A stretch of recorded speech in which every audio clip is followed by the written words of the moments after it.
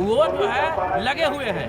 फिर भी शोषित समाज दल के नेता और कार्यकर्ता 90% जो किसान हैं, मजदूर हैं, बेरोजगार नौजवान हैं, छात्र हैं और तमाम महिलाएं हैं, वो सब हम यहाँ के जो शिक्षा प्रणाली है, हम समान शिक्षा और सारे शिक्षा को मुफ्त करने की बात कर रहे हैं। हम जनसंख्या के अनुपात में आरक्षण लागू करने की बात कर रहे हैं।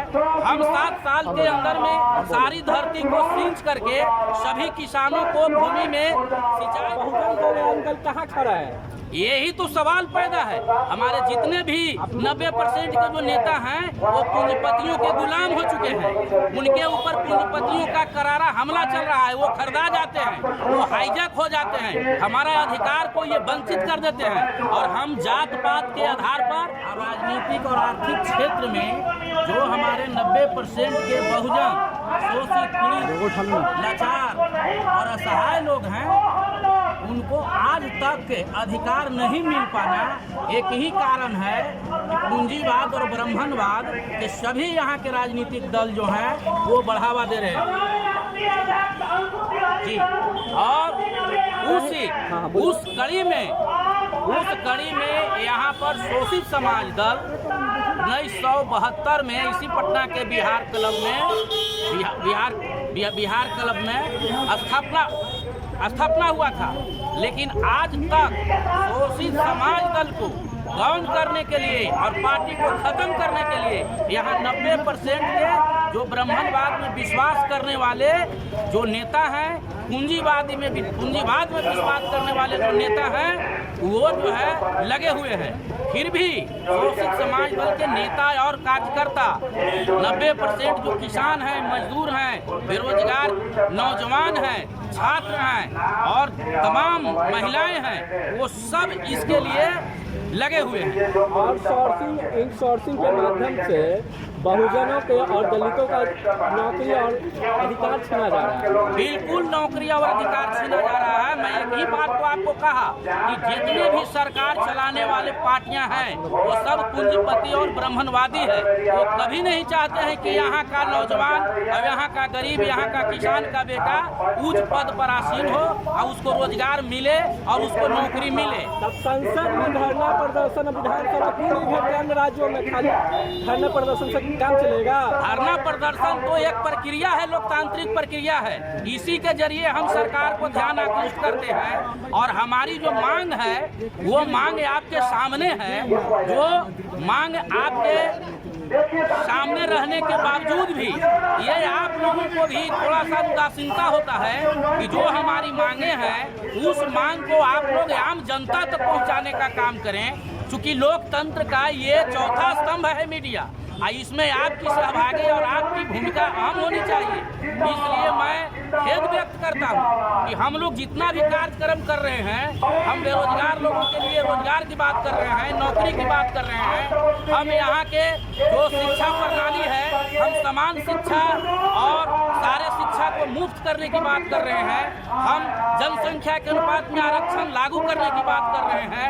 हम 7 साल के अंदर में सारी धरती को सींच करके सभी किसानों को भूमि में सिंचाई पानी देने की बात कर रहे हैं।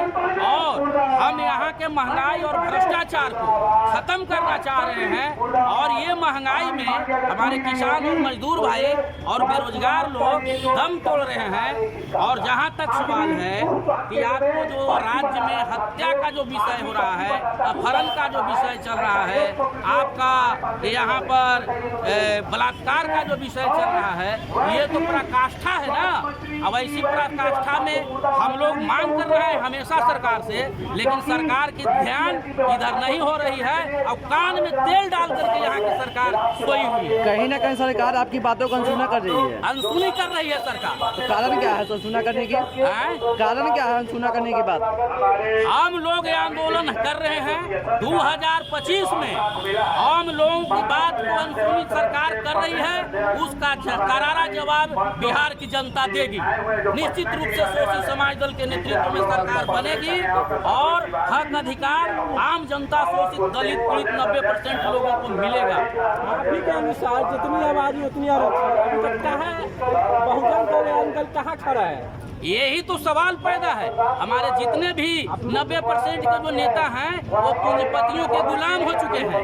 उनके ऊपर पूंजीपतियों का करारा हमला चल रहा है। वो खरीदा जाते हैं, वो हाईजैक हो जाते हैं, हमारा अधिकार को ये वंचित कर देते हैं और हम जात पात के आधार पर उनको हम वोट कर करके और सरकार में भेजते हैं, सरकार बनाते हैं। बिहार के दलित नेता चाहे जीतन मांझी हो, चिराग पासवान हो, चाहे उपेंद्र कुशवाहा हो, कुछ नहीं बोलते संसद में, तब कहाँ खड़े हैं? बिल्कुल पूंजीपति और ब्राह्मणवादी व्यवस्था के गुलाम हो चुके हैं और वो नहीं बोल पाएंगे, वो जीवन भर नहीं बोल पाएंगे। इसके लिए हम लोग शोषित समाज दल, जो जगदेव बाबू ने जिस दल को स्थापना किया है, उसी दल के तहत, नीतियों के तहत हम तमाम लोगों को अधिकार दिला सकते हैं। क्योंकि इन लोगों के पास में कोई सिद्धांत नहीं है, कोई नीति नहीं है, कोई कार्यक्रम नहीं है। ये नीति और कार्यक्रम तो शोषित समाज दल के पास है, जिसके तहत बेरोजगारी खत्म होगा, शिक्षा की समस्या खत्म होगा और नौकरी की जो समस्या है वो खत्म होगा। सभी लोग धरना दे रहे, चिल्ला रहे हैं। सरकार कहती है कि हम सारी समस्या को खत्म कर रहे हैं, लेकिन आज देखिए ये गर्दनी बाग में हर कोई चिल्ला रहे हैं, हाय हाय कर रहे हैं। कोई शिक्षा मंत्री को हाय हाय कर रहे हैं, कोई उद्योग मंत्री के हाय हाय कर रहे हैं, कोई मुख्यमंत्री के लिए हाय हाय कर रहे हैं। ये क्या जरूरत है भाई हाय हाय करने का? इसका मतलब कि समस्या का निदान नहीं हुआ है। ये बात राम प्रवेश यादव, राष्ट्रीय उपाध्यक्ष, शोषित समाज दल, सह पूर्व मुखिया। शोषित समाज देश के जन समस्याओं को लेकर आज 72 से करते जा रहा है। जगदेव बाबू ने जब 1967 में उन्होंने पटना के ईश्वरी राहत में पार्टी का गठन किया, तो कहा जब तो पार्टी का गठन कर रहे हैं क्रांतिकारी पार्टी होगी, इसमें आने और जाने वालों की कमी नहीं रहेगी, लेकिन अंगों में सत्य विजय होकर के रहेगी। उन्होंने कहा इस देश में समस्या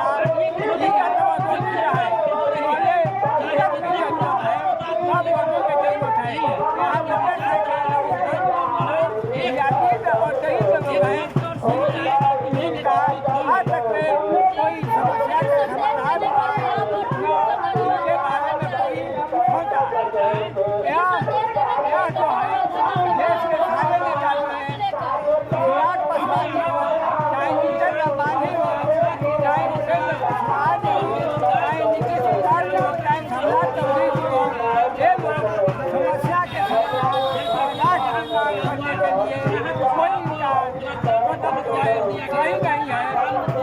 देश के समस्या का समाधान, राष्ट्र का निर्माण जगदेव बाबू के नीति सिद्धांत सही और के साथ समाप्त करता हूँ। मैं राष्ट्रीय महामंत्री